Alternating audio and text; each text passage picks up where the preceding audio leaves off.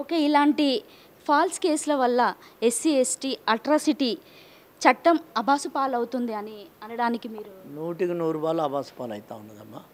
నిజంగా న్యాయంగా జరిగే వాళ్ళ కేసులు అయితానే లేవో కానీ 100కి 80% ఫాల్స్ కేసులు అవుతూ ఉన్నాయి.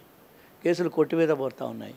ఆ కేసు కేవలం ఎదుటి వాళ్ళని భయభ్రాంతులకు గురి చేసి వాళ్ళ పనులు వాళ్ళ పబ్బం గడిపించుకోవడానికి ఉపయోగించుకుంటూ ఉన్నారు కొంతమంది స్వార్థపరులు. ముఖ్యంగా వరంగల్ తూర్పు నియోజకవర్గం లోపల కొండా దంపతులు ఏదైతున్నదో చాలామందిని ఇటువంటి కేసులు పెట్టేసుకొని లోపరుచుకున్నారు. ముఖ్యంగా మా ముగ్గురు కార్పొరేటర్లు, ఒక ఆయన మరపల్లి రవి అని, సురేష్ జోషి అని, ఇవాళ నన్ను, తర్వాత ఇంకో ఆయన పల్లం రవి అని ఒక జాగా కేసు లోపల ఈ విధంగా వాళ్ళని భయభ్రాంతులను క్రియేట్ చేసుకొని కార్పొరేటర్ వాళ్ళ వశం చేసుకుంటా ఉన్నారు.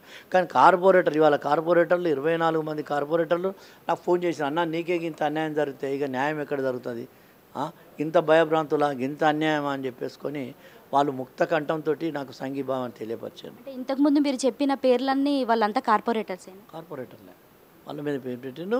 కార్పొరేటర్ కానోళ్ళను కూడా మొన్న ఇదే పోలీస్ స్టేషన్లో ఇదే సిఐ గారు ఒక వ్యక్తిని, నిఖిల్ అనే వ్యక్తిని ఆయన పైన కూడా పెట్టిండు. ఇప్పటికి దమ్ముంటుంది ఎంక్వైరీ చేయమనండి. ఆ నిఖిల్ ఏ పాపం తెలియదు. ఆయన మీద ఎస్సీ ఎస్టీ కేసు పెట్టేసుకొని ఆయన భార్య ప్రెగ్నెన్సీ అయ్యి ఇంట్లో పలహారాలు పెట్టే సందర్భంలోనూ దానికి అటెండ్ కాకుండా ఆయన తీసుకుపోయి పోలీస్ స్టేషన్లో వేసింది.